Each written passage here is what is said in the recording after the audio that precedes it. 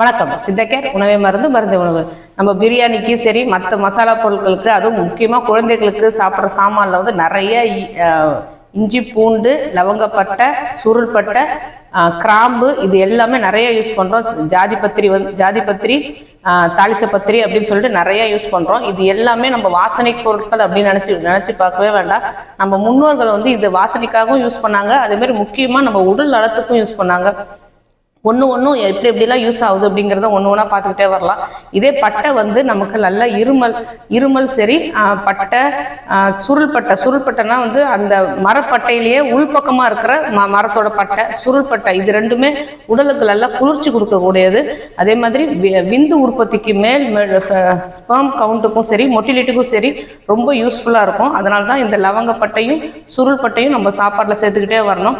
அதே மாதிரி பொதுவாக இந்த லவங்கப்பட்டை சுருள்பட்டை கிராம்பு தாளிசப்பத்திரி ஜாதிபத்திரி எல்லாமே இருமலுக்கு சிறந்த மருந்து அமையுது. சைனஸ் பிரச்சனைக்கும் அதாவது சுவாசத்துல ஏற்படுற எல்லா பிரச்சனைக்குமே இது ஒரு தீர்வு அமையும். கிராம்பு சேர்க்க பல்லில் அதாவது கிராம்பை வந்து பல்லில் ஏதாவது நோய் இருந்தாலும் சரி ஒரு வலி இருந்தாலும் சரி கிராம்பை வந்து ஒரே ஒரு கிராம்பு அதில் உள்ள மேலே உள்ள பூவை மட்டும் நீக்கிட்டு அதை வந்து வாயில் அந்த பல் இடுக்கில் வச்சு நல்லா கடிச்சிக்கிட்டே இருந்தோம் அப்படின்னா அந்த கிராம்பில் வந்து வெளியே வர ஒரு எண்ணெய் வந்து அது சுற்றி இருக்கிற அவ்வளோ அந்த பல்லு ஈரில் உள்ள சுற்றி இருக்கிற அவ்வளோ கிருமிகளையும் சாகடிச்சு அந்த பல்லு வலியை வந்து உடனே நிறுத்தக்கூடிய உள்ளது. அதனால தான் இப்போ உள்ள டூத் பேஸ்ட்லாம் கிராம்பு சேர்த்துருக்குறோம் க்ளோவ் ஆயில் இருக்குது அப்படிங்கிறத விளம்பரப்படுத்துகிறாங்க. இந்த மாதிரி ஒரு சின்ன விஷயம். இதே தாளிசப்பத்திரி எடுத்துக்கிட்டோம் அப்படின்னா இதுவும் உடம்புக்கு குளிர்ச்சி தரக்கூடியது, சைனஸுக்கு எந்த நல்ல தீர்வு காணக்கூடியது.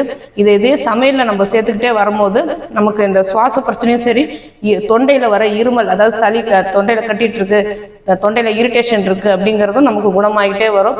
இதை எதையுமே நம்ம மருந்தா பார்க்காம சமையலில் சேர்த்துக்கிட்டே வரும்போது ரொம்ப நல்லது.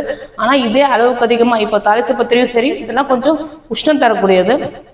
இதே சுருள்பட்டையும் சரி கிராம்பும் சரி கொஞ்சம் வந்து உடம்புக்கு குளிர்ச்சி, மற்றதெல்லாம் கொஞ்சம் உஷ்ணத்தை தரக்கூடாது. எதுவுமே அளவாக சேர்த்துக்கணும். அதுவும் மேல் ஃபர்டிலிட்டிக்கும் சரி ஃபீமேல் ஃபர்டிலிட்டிக்கும் சரி இந்த ஜாதிபத்திரியும் சரி சுருள்பட்டை லவங்கப்பட்டை இது எல்லாமே ரொம்ப நல்லது ஸ்பெர்ம் கவுண்ட்டுக்கும் மொட்டிலிட்டி இன்க்ரீஸ் பண்ணுறதுக்கும். அதனால தான் நம்ம சமையலில் இதை ஒரு உணவுப் பொருளாகவே சேர்த்துக்கிட்டே வந்தோம் அப்படின்னா சின்ன வயசுலேருந்தே பெண் குழந்தையாக இருந்தாலும் சரி ஆண் குழந்தையாக இருந்தாலும் சரி சின்ன வயசுல சேர்த்துக்கிட்டே வந்தோம் அப்படின்னா அவங்களுக்கு ஃபர்டிலிட்டி பிரச்சனை இன்ஃபர்டிலிட்டி பிரச்சனை வராமே இருக்கும்.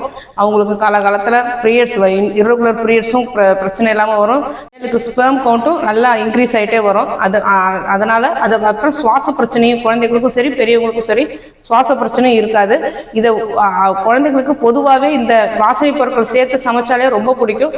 ஆனால் ஏலக்காவை மட்டும் கொஞ்சம் அதுவும் ஆண் குழந்தைகளுக்கு வந்து கொஞ்சம் தவிர்த்துட்டால் நல்லது. ஏன்னா அது வந்து மேல் ஃபர்டிலிட்டிக்கு வந்து கொஞ்சம் அதாவது ஒரு சிலருக்கு அது வந்து ஒத்துக்காது, அது வந்து உஷ்ணமாக்கக்கூடிய உள்ளது கவுண்டை வந்து அதை பெருக்காது. அதனால் அதை மட்டும் தவிர்த்துட்டு மற்றதெல்லாம் சாதாரணமாகவே எல்லாமே சேர்த்துக்கிட்டே வரலாம்.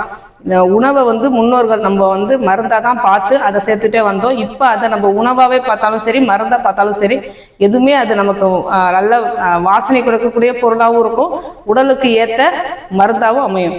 ஆரோக்கியமாக வாழ்வோம். வேறு எதை பற்றி பேசணும்னு நீங்கள் நினச்சாலும் சரி தாராளமாக கமெண்ட் பண்ணலாம். உங்களுக்கு எந்த நோயாக இருந்தாலும் சரி தாராளமாக சித்தகேரை அணுகலாம்.